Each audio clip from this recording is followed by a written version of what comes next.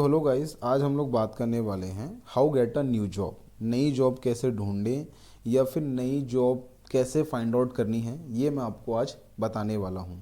ये वीडियो उन लोगों के लिए बहुत इंपॉर्टेंट होने वाला है जिन्होंने अपनी पढ़ाई अभी कंप्लीट की है या फिर वो स्टूडेंट जो फाइनल ईयर का एग्ज़ाम अभी दे रहे होंगे या फिर देने वाले हैं या फिर दे चुके हैं। तो उन लोगों के लिए बहुत ज़्यादा इम्पोर्टेंट होने वाला है जॉब के रिगार्डिंग। यदि आप नई जॉब की तलाश कर रहे हैं तो ये जो मैं स्टेप्स बताऊंगा इसके थ्रू आप इजीली जो है एक नई जॉब पा सकते हैं। सो चलिए स्टार्ट करते हैं। How to get a new job step by step strategy. तो मैं आपको बताऊंगा कि कौन कौन से स्टेप्स लेने पड़ेंगे आपको जॉब पाने के लिए और वो क्या स्ट्रेटजी होगी जिससे आप नई जॉब इजीली पा सकते हैं। ठीक है, तो मैंने यहाँ पे कुछ पॉइंट्स लिखे हुए हैं। ठीक है, पहला है एनालाइज योर सेल्फ, दूसरा है मेक योर रिज्यूम, तीसरा है नेटवर्किंग और सर्च नियर कंपनीज, फोर्थ है प्रोफेशनल डेवलपमेंट, फिफ्थ है इंटरव्यू प्रिपरेशन। मैंने एकदम इजी वर्ड्स में लिखा हुआ है, फिर भी मैं इसको एक बार हिंदी में बता देता हूँ। पहला है कि अपने आप को कैसे पहचाने। ठीक है, कैसे क्या पहचाने ये मैं अभी आपको नेक्स्ट जो मेरे स्लाइड है उसमें बताऊंगा। दूसरा है मेक योर रिज्यूम। रिज्यूम भी बनाने के बहुत सारे तरीके हैं, या फिर बोलना चाहिए कि अभी भी बहुत लोग को रिज्यूम बनाना नहीं आता है, वो मैं बताऊंगा कैसे रिज्यूम बनाना है।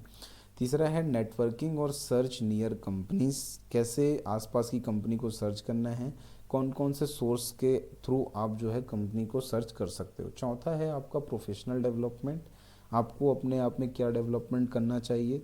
पांचवा है इंटरव्यू प्रिपरेशन, जब आप किसी इंटरव्यू में बैठें तो आपको कौन कौन सी चीज़ों के बातों में ध्यान रखना चाहिए, ये मैं आपको बताने वाला हूँ।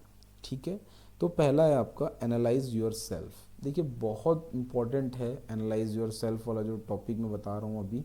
अगर इसको आप समझ गए तो आपकी लाइफ की 90% प्रॉब्लम जो है यहीं पे सॉल्व हो जाती है। ठीक है, कैसे सॉल्व होती है देखिए। पहला चीज़ ये है कि आपको अपने आप को पहचानना है कि मैं कौन से जॉब के लिए बना हूँ या फिर मेरी एबिलिटी क्या है। कैसे एबिलिटी, जैसे देखिए दो टाइप्स के जॉब होते हैं generally, government job and private job.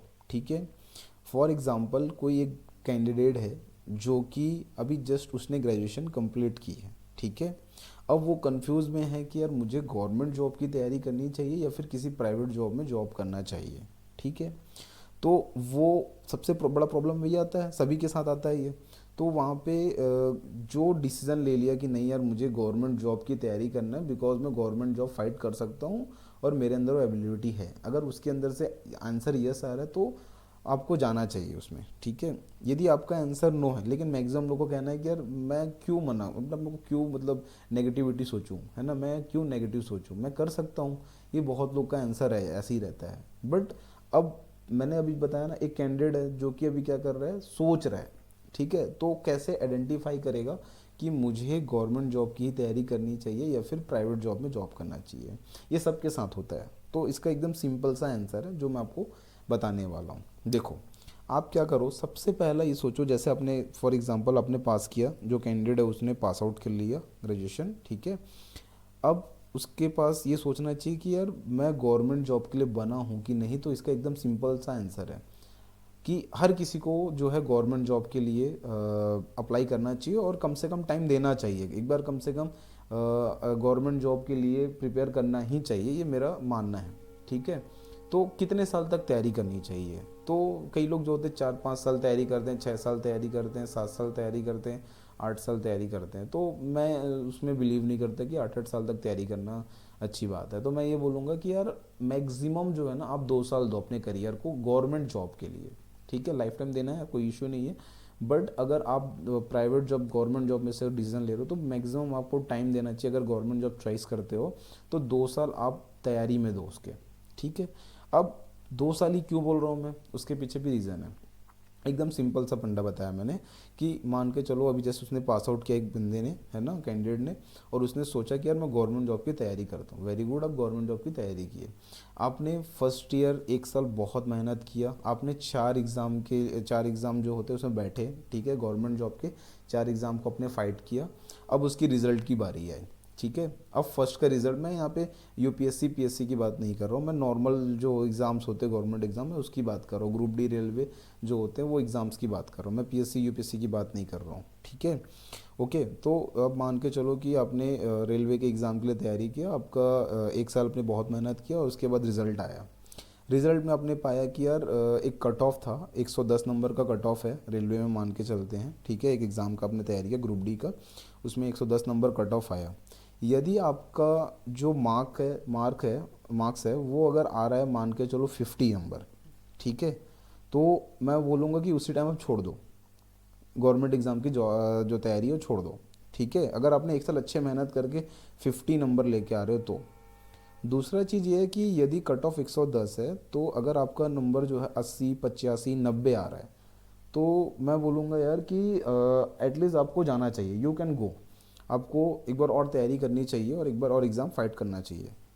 तो मैंने बताया कि वो बंदा जिसने गवर्नमेंट जॉब के लिए अपने आप को प्रिपेयर किया कि यार मैं अभी फ़िलहाल 2 साल जो है गवर्नमेंट जॉब्स को दूंगा। ठीक है, ओके, आपने दिया, आपका जो नंबर आपको पता चल गया, तो इससे क्या होता है ना, आपको अपनी कैपेबिलिटी पता चल जाती है कि यार मैं जब एग्ज़ाम दिया, अब ये जो एक साल का एग्ज़ाम होता है, कई लोग ऐसे होते हैं जो सिर्फ यार हलवे में देते हैं, नहीं यार एग्ज़ाम फाइट करके देखते हैं गवर्नमेंट एग्ज़ाम कैसा क्या रहता है। ऐसा मत करो, आप अच्छे से डट के एक साल मेहनत करो, उसके बाद आप उस एग्ज़ाम को दो, और उसके बाद जो भी आंसर्स आता है, जो भी मार्क्स आते हैं, उसके आप उसको आप एग्री करो कि नहीं यार, हाँ यार मेरा 50 नंबर आ रहा है और आगे चल के अगर मैं ऐसे तैयारी करूँगा तो नहीं हो पाएगा मेरे से। ठीक है। अब कई लोग का कैंसर रहता है कि नहीं एक बार और करके देखता हूँ, तो उसके लिए मैंने 2 साल बोला, तो एक साल में आपको पता चल गया कि मेरी क्या कैपेबिलिटी है। अब दूसरे साल आपने फिर एग्ज़ाम दिया, 2 साल अच्छे से और मेहनत किया, एक साल और मेहनत किया, अब एक साल और मेहनत किया, ठीक है, आपका रिजल्ट फिर से आया, इस बार कट ऑफ गया 120। ठीक है, क्योंकि कट ऑफ जो होते हैं वो कभी भी कांस्टेंट नहीं होने वाला, वो बढ़ने वाला है, क्योंकि आपने एक साल में जैसे एग्ज़ाम का प्रिपेयर किया, उसके साथ ही जो पुराने बच्चे थे, नए ग्रेजुएट बच्चे भी तो आएंगे ना उस कंपटीशन में, तो नए कंपटीशन भी बढ़ गया, तो आपका कट ऑफ भी बढ़ गया, तो कट ऑफ चले गया 120 फॉर एग्जांपल लेके चलता हूँ। ठीक है, अब 120 कट ऑफ गया, अब उस टाइम में जो आपका नंबर है, मार्क्स है, अभी भी वो 60 70 ही आ रहा है। ठीक है, तो मैं बोलूँगा यार छोड़ दो, बिल्कुल अब तो छूना ही मत, कॉपी पेन छूना ही मत, गवर्नमेंट जॉब का दिमाग से हटा ही दो उसको। ठीक है, ये आपको एग्री करना पड़ेगा अपने आप को। ठीक है, अपने आप को मनाना पड़ेगा कि नहीं यार अब मैं नहीं कर सकता गवर्नमेंट जॉब की तैयारी। ठीक है, और वो बच्चा जो उस टाइम पे 85 में आया था, वो अभी चलो मान के चलो 100 आ रहा है, 110 आ रहा है, ठीक है, 110 नंबर भी ला ले रहा है, तो उसको अभी आगे गो थ्रू करना चाहिए कि नहीं यार अभी और मैं कर सकता हूँ। ठीक है, तो वो बच्चा करेगा तो एटलीस्ट उसके पास एक ऑप्शन है कि हाँ यार वो कर सकता है। ठीक है, क्योंकि मार्जिन जो है वो उसमें बहुत ही कम है, बट इसके मार्जिन बहुत ज़्यादा है, क्योंकि आप जितने साल का गैप बढ़ाते जाते हो, आप हमेशा याद रखना कि हर साल कंपटीशन बढ़ता है, हर साल नए बच्चे ग्रेजुएट हो रहे हैं। ठीक है, तो आप ये मान के चलो कि जो आपने कट ऑफ लिया हुआ है, जैसे मैंने बताया 110 पहले था, 120 हुआ, तो यार वो नेक्स्ट बार 130 भी हो सकता है, 35 भी हो सकता है कट ऑफ। ये सिर्फ कट ऑफ की बात कर रहा हूँ मैं, हाईएस्ट नंबर की बात नहीं किया मैंने, कट ऑफ की बात किया। ठीक है, कट ऑफ वो होता है जहाँ पे आप एलिजिबल होते हो जॉब के लिए। ठीक है, कि हाँ यार आपने कट ऑफ पार कर लिया, अब आपका मेडिकल होगा, ठीक है, या फिर आप इंटरव्यू में देंगे। ठीक है, तो वो कट ऑफ है, तो यार आपने तो कट ऑफ भी नहीं पार कर पा रहे हो ना, तो वहाँ पे अगर आपका मार्जिन बहुत ज़्यादा है तो आपको फील करना है कि नहीं यार मेरे से नहीं हो पाएगा और ये मेरे लिए नहीं बना है। इसमें कोई बहुत बुरी बात नहीं है, ये आपको एग्री करना चाहिए, आपको मानना चाहिए, नहीं मान रहे हो फिर भी मनाओ अपने आप को। क्यों, क्या होता है इसका एकदम बेस्ट एग्जांपल लेके चल रहा हूँ। एक दो लड़के थे जो मेरे पास ट्यूशन आते थे। ठीक है, मैं एक जो बच्चा था वो जो था उसने क्या किया कि 12th का एग्ज़ाम पास आउट किया। ठीक है, उसके बाद उसने सब्जेक्ट चॉइस किया, टेक्निकल बीटेक किया। ठीक है, अब बीटेक करने के बाद में, और जैसे मैंने आपको बताया कि 2 बच्चे थे, ठीक है, तो दोनों ने क्या किया, बीटेक पास आउट किया। ठीक है, तो दोनों का फर्स्ट प्रायोरिटी था गवर्नमेंट एग्ज़ाम, ऑब्वियसली सबका गवर्नमेंट एग्ज़ाम का प्रायोरिटी रहता है, तो उन्होंने गवर्नमेंट एग्ज़ाम की तैयारी किया। ठीक है, जो बंदा था वो थोड़ा सा वीक था, फिर भी उसने बोला कि नहीं मैं गवर्नमेंट एग्ज़ाम की तैयारी करूँगा और एक बार ट्राई करूँगा। एक साल दोनों ने तैयारी किया।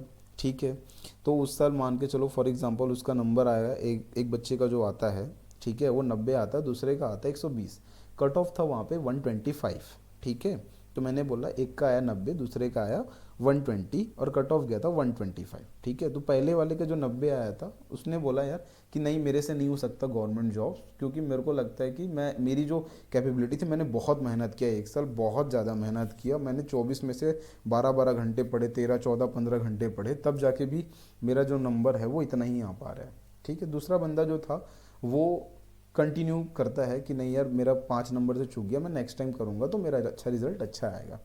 ठीक है, अब क्या हुआ, दोनों जो पहला था उन्होंने एग्री कर लिया कि नहीं यार मेरे लिए नहीं बना है गवर्नमेंट एग्ज़ाम। ठीक है, तो अब क्या हुआ कि वो एक एमएनसी कंपनी में जॉब में लग गया। कौन सा, जो 90 नंबर वाला बंदा था। अब वो 90 नंबर वाला जो बंदा था वो एमएनसी कंपनी में लग गया, और जो दूसरा बंदा था जो 5 नंबर के लिए चुका था वो 5 साल तक मेहनत करते रहा, फिर भी उसका कोई गवर्नमेंट जॉब में नहीं लग पाया। ठीक है, आफ्टर 5 ईयर सिनेरियो ये हो जाता है कि जो बंदा एमएनसी कंपनी में फर्स्ट में जो जॉब में गया था उसकी सैलरी पैकेज, ठीक है, जो थी, वो सेकंड बंदा जो था जो जॉब के लिए तैयारी कर रहा था, फाइनली लास्ट में उसका एक गवर्नमेंट जॉब भी लग जाता है 6 से 7 साल बाद, बट उसके सैलरी पैकेज का हाफ भी नहीं रहता है।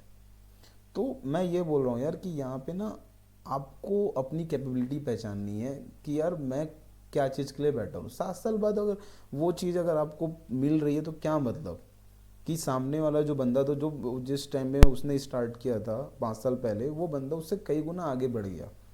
नो डाउट कि गवर्नमेंट जॉब में जो रहता आपको जो फैसिलिटीज़ मिलती बहुत मिलती हैं यार, लेकिन लास्ट में एंड ऑफ द डे आपको क्या चाहिए, मनी चाहिए, पैसा चाहिए। ठीक है, आपकी सैलरी आपको बताती है ना। तो आप हमेशा अपने करियर को लेके ये सिक्योर रहो, या फिर ये जानो कि यार मेरी कैपेबिलिटी क्या है और मुझे क्या चॉइस करना है।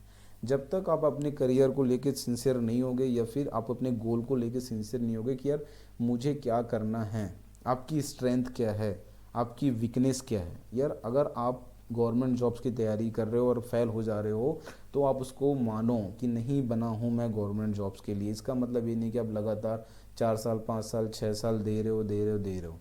मैं ये नहीं बोल रहा हूँ कि दूसरा वाला बंदा गलत था, दूसरा वाला बंदा ने बहुत ट्राई किया, ठीक है, नहीं हुआ जॉब, कोई बात नहीं, बट वो स्टार्ट 5 साल बाद कहाँ से कर रहा है, जो बंदा उस टाइम 5 साल बाद पहुँचा रहता है उसका आधा नहीं है। तो आपको समझना है कि आपकी कैपेबिलिटी क्या है। ठीक है, तो एनालाइज योर सेल्फ में ये है कि आप अपने स्किल्स को पहचानो, स्ट्रेंथ को पहचानो, वीकनेस को पहचानो। जब ये क्लेरिफाई हो जाएगा तो मुझे लगता है कि आपका गोल ईजिली सेट हो जाएगा और आप अपने करियर में बहुत आगे चले जाओगे। ठीक है, तो अब मैं समझ सकता हूँ, या फिर मैं मान रहा हूँ कि आप लोग ने चॉइस कर लिया कि मेरा कैपेबिलिटी क्या है और आप कौन से जॉब के लिए बने हो, गवर्नमेंट जॉब के लिए कि प्राइवेट जॉब के लिए। फॉर एग्जांपल मैक्सिमम बच्चों का कहना, चलो कि हमने प्राइवेट जॉब के लिए एग्री किया कि प्राइवेट जॉब हम देखना चाह रहे हैं। अब प्राइवेट जॉब भी इजी नहीं है कि मिल जाए। ठीक है, तो उसके लिए क्या क्या स्टेप लेने चाहिए। गवर्नमेंट जॉब का तो सिंपल सा फंडा है, आप तैयारी करोगे आपको जॉब्स मिल जाएंगे। ठीक है, आपके मार्क्स के बेसिस पे, इंटरव्यू के बेसिस पे।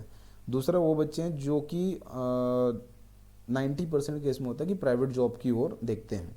तो प्राइवेट जॉब कैसे मिलेगा, तो उसके मैं स्टेप बताने वाला हूँ। ठीक है, तो पहला होता है मेक योर रिज्यूम। ठीक है, तो सबसे पहला फंडा होता है कि यार आप अपना रिज्यूमे बनाओ। रिज्यूमे बनाने की बहुत सारे तरीके हैं। ठीक है, कई बच्चे ऐसे होते हैं जो अभी भी वो डिब्बे वाला रिज्यूम बनाते हैं। डिब्बे वाला इन द सेंस आपका उसमें क्वालिफिकेशन